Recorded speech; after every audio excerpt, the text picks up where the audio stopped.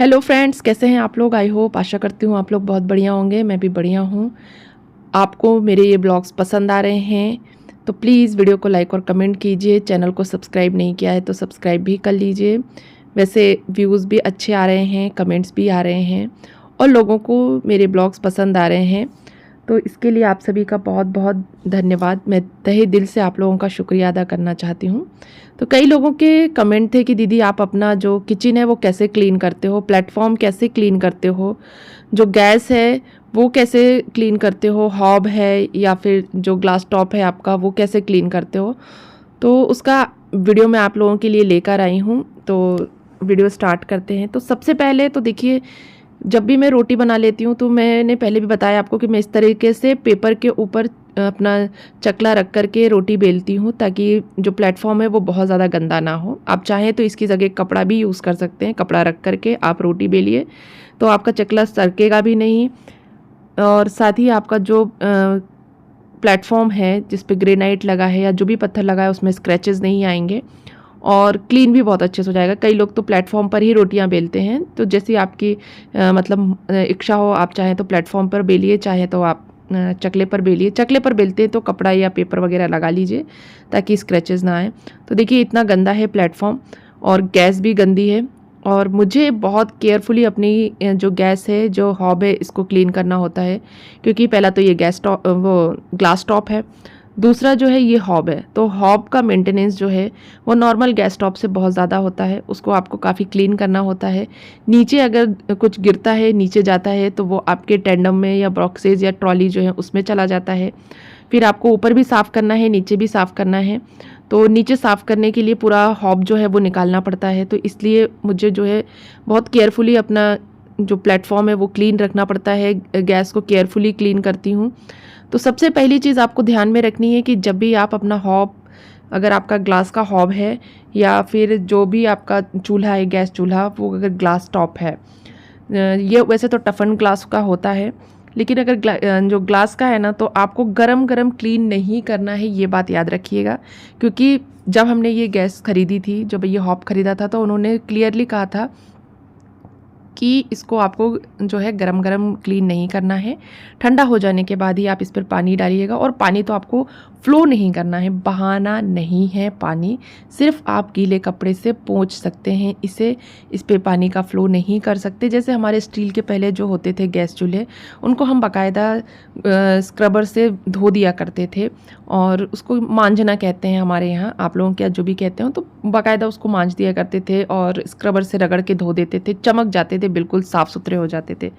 But ये टफन glass के हैं, ग्लास है इसमें, तो आप इस पर पानी का फ़्लो नहीं कर सकते। अगर आप इसमें पानी का फ़्लो करते हैं तो जो इसके अंदर वायरिंग होती है वो ख़राब होने का डर रहता है। तो इसको आपको ना तो गरम गरम पोंछना है, ना ही पानी का फ़्लो करना है। तो इसको आपको साफ़ कैसे करना है, मुझे तो उन्होंने कॉलिन से साफ़ करने के लिए कहा था, बट आप रोज़ रोज़ कॉलिन से साफ़ नहीं कर सकते। कई बार कई चीज़ें गिर जाती हैं जो कि क्लीन नहीं होती हैं। और ये चूल्हा देखिए मैं 4 साल से यूज़ कर रही हूँ और अभी तक जो इसका स्टील का जो बर्नल के साइड का एरिया है वो जला नहीं है। अदरवाइज़ लोगों के चूल्हों के जो बर्नल के साइड का ये जो स्टील का एरिया होता है ना, ये पूरा जल जाता है। तो मेरा जो गैस के जलने का ना कारण है, या जो मेन रीज़न है मेरा गैस चूल्हा अभी तक जला नहीं है, उसका मेन रीज़न ये है कि पहली बात तो मैं बहुत केयरफुली कुकिंग करती हूँ, कुछ चीज़ें गिरने नहीं देती। अगर गिर गई तो मैं तुरंत गैस को ऑफ़ कर देती हूँ। कोई भी चीज़ गिरती है तुरंत गैस को ऑफ़ करती हूँ, चूल्हा उसका तुरंत चेंज कर देती हूँ। यानी जिस बर्नल पर वो रखा है उसको नेक्स्ट दूसरे बर्नल पर रख देती हूँ और उस बर्नल को बंद कर देती हूँ।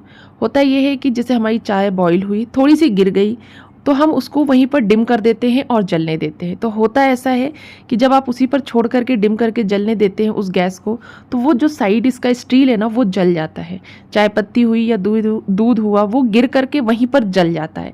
फिर उसको क्लीन करना बहुत मुश्किल हो जाता है। तो आप कोई सा भी चूल्हा यूज़ करें, स्टील का यूज़ करें, आप ये ग्लास वाला यूज़ करें या जो भी करें, तो आपको करना ये है कि अगर बाई चांस कोई चीज़ गिर गई है तो चूल्हे को तुरंत, मतलब गैस को तुरंत बंद कर दीजिए। जो भी चीज़ है वो बनी नहीं है तो उसको दूसरे चूल्हे पर, दूसरे गैस के बर्नर पर शिफ्ट कर दीजिए और ठंडी होने पर उसको क्लीन कर लीजिए। और जैसे ही गंदा होता है उसको वैसे ही क्लीन कीजिए। जैसा मेरा भी कई बार दूध गिर जाता है, कई बार ऐसा होता है चाय गिर जाती है, तो मैं उसको एट अ टाइम स्क्रबर से रगड़ देती हूँ। जो स्टील वाला पार्ट है वो मैं स्क्रब से रगड़ कर साफ़ कर लेती हूँ। बाकी जो ग्लास का है वहाँ पर मैं किसी भी तरह का जो स्क्रबर यूज़ नहीं करती हूँ। सिर्फ ये जो टॉवेल का कपड़ा है मेरा, मैं इसी से क्लीन करती हूँ। तो इस पर मैं डिश वॉश डाल लेती हूँ और जो स्टील का पार्ट है उसको स्क्रब से क्लीन कर देती हूँ, और जो बाकी की ग्लास है उसको टॉवेल से कर लेती हूँ। तो मैंने 2 टॉवेल रखे हुए हैं अपने किचन के प्लेटफॉर्म और गैस को क्लीन करने के लिए।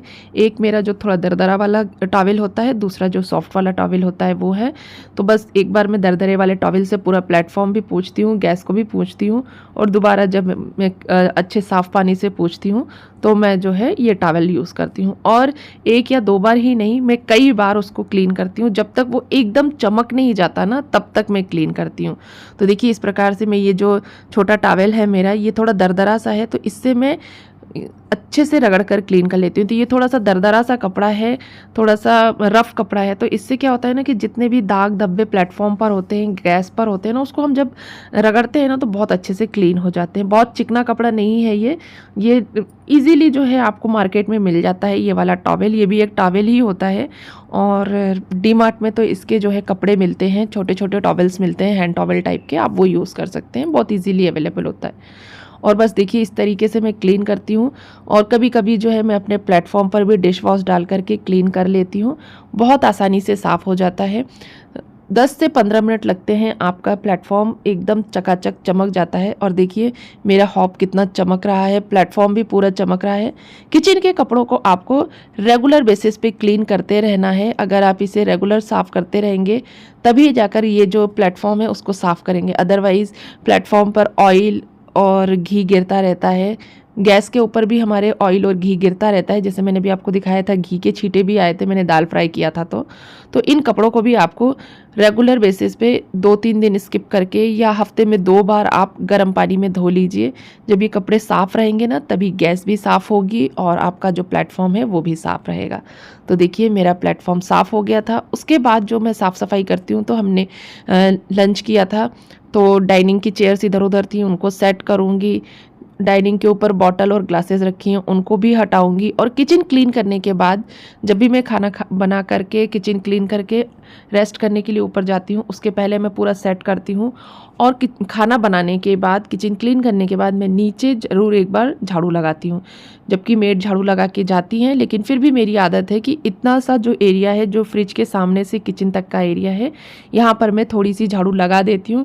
क्योंकि जब हम किचन में खाना बनाते हैं ना तो थोड़ा बहुत आटा या सब्ज़ी या कुछ भी है, हल्का फुल्का नीचे कचरा गिर ही जाता है।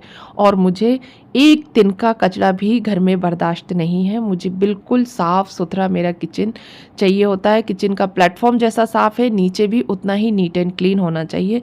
मेरे पैर में कचरा लगना नहीं चाहिए, मेरी ऐसी आदत है। तो बस मैं फिर बर्तन उठा लाई थी पीछे से, और बारिश का थोड़ा ऐसा मौसम हो रहा था तो मुझे लगा कहीं पानी ना गिरने लगे, अगर पानी गिरेगा तो बर्तन गंदे हो जाएंगे। तो मैंने बर्तनों को अंदर रखा और मैं जो है रेस्ट करने चली गई थी ऊपर। उसके बाद देखिए मैं 4 साढ़े 4 बजे फिर वापस नीचे आ गई। 2 बजे मैं रेस्ट करने गई थी। 1-2 घंटे मैं रेस्ट करती हूँ। उसी समय मैं जो है अपनी वीडियो की एडिटिंग करती हूँ और जो वीडियो अपलोड भी कर लेती हूँ। तो वीडियो अपलोड तो मैं वैसे इवनिंग में करती हूँ ज़्यादातर, बट एडिटिंग जो है मैं जब ऊपर रेस्ट करने जाती हूँ तो मैं आराम से अपने मोबाइल पर एडिटिंग करती हूँ। उसके बाद फिर मैं वॉइस ओवर करती हूँ और शाम को अपनी वीडियोस अपलोड करती हूँ।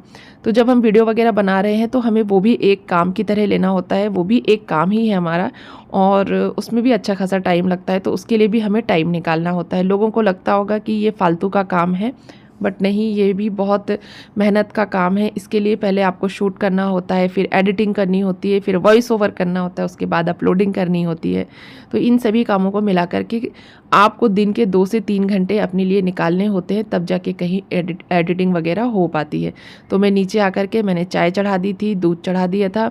मैं अभी दूध गर्म करूँगी। मेरे हस्बैंड को कहीं जाना था तो मैंने फटाफट से पहले चाय चढ़ा दी। बच्चों के लिए दूध निकाल लिया था, उनको दूध गर्म करके दूँगी पीने के लिए। और फिर बाद में डिसाइड हुआ कि मुझे भी जाना है। उन्होंने कहा कि चलो तुमको तुम्हारी मम्मी के यहाँ छोड़ देते हैं। तो फिर मैंने फटाफट से सारे काम किए। मैंने कहा चलो जो बर्तन प्लेटफॉर्म पर रखे हुए हैं उनको हटा दूँ तो थोड़ी सी जगह हो जाएगी। और बस इसी तरीके से दिन के काम मेरे निकल जाते हैं, सारा दिन कामों में निकल जाता है। हाँ, दोपहर के 2 घंटे जो है आप मान लीजिए कि मेरे रेस्ट के होते हैं। अब उसी टाइम में चाहे तो मैं एडिटिंग कर लूँ, चाहे मैं सो जाऊँ, चाहे मैं रेस्ट कर लूँ, जो मेरी मर्ज़ी होती है मैं वो करती हूँ। ये 2 घंटे मेरे अपने होते हैं और 4 से 5 के बीच में मैं चाय वगैरह बना लेती हूँ। कभी 4 बजे बनाती हूँ, वैसे मोस्टली मैं 5 के बाद ही बनाती हूँ, बट अभी मेरे हस्बैंड को कहीं जाना था तो इसलिए थोड़ी जल्दी रख दी थी चाय मैंने। अदरवाइज़ 5 बजे चाय बनाती हूँ। साथ ही साथ जो है मैं बर्तन लगा लेती हूँ और बर्तन लगाने के बाद एक बार और प्लेटफॉर्म क्लीन करके इवनिंग वॉक करने के लिए निकल जाती हूँ। तो ये मेरा जो है सुबह मतलब दोपहर 2 बजे से लेकर के 4 बजे 5 बजे तक का ब्लॉग है। सॉरी 4 तो नहीं 5 बज रहे हैं, 5 बजे तक का ब्लॉग है। इसी तरीके से हम लोगों की लाइफ चलती रहती है, हमारा शेड्यूल चलता रहता है। आई होप आपको आज का ये ब्लॉग पसंद आया होगा, मेरी क्लीनिंग टिप्स आपको पसंद आई होंगी। वीडियो पसंद आया हो तो वीडियो को लाइक और कमेंट ज़रूर कीजिएगा। साथ ही अगर चैनल पर पहली बार आए हैं, चैनल को पहली बार देख रहे हैं, मेरी आवाज़ पहली बार सुन रहे हैं, तो चैनल को भी ज़रूर सब्सक्राइब कर लीजिएगा। अपने फैमिली और फ्रेंड्स के साथ वीडियोस को शेयर करना ना भूलें ताकि ज़्यादा से ज़्यादा लोग मेरे ये ब्लॉग्स एंजॉय कर सकें। हो सकता है मुझसे कुछ सीख सकें और मुझे कुछ सिखा सकें। तो अब हम मिलते हैं अगले वीडियो में, तब तक के लिए बाय बाय।